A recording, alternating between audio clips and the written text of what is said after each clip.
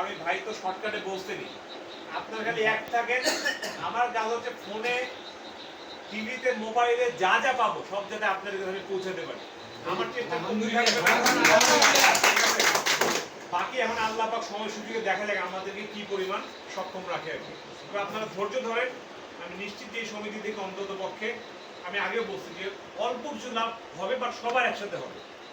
একা কেউ দানব হয়ে বড় গাছ হবে না, আর সবাই ছোট ছোট গাছ হয়ে একসাথে বড় হবে।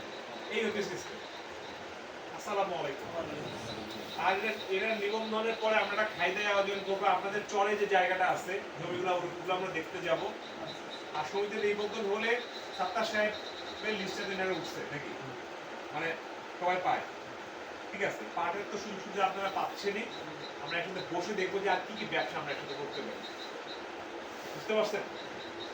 আমি আবারও ধন্যবাদ দিই আপনাদেরকে, কারণ আমি আসলেই আপনাদের মতো এত কম সময়ে, হ্যাঁ এত কম সময়ে ধরেন এত কাজ আগে, এটা আমার আগে ধারণা ছিল না।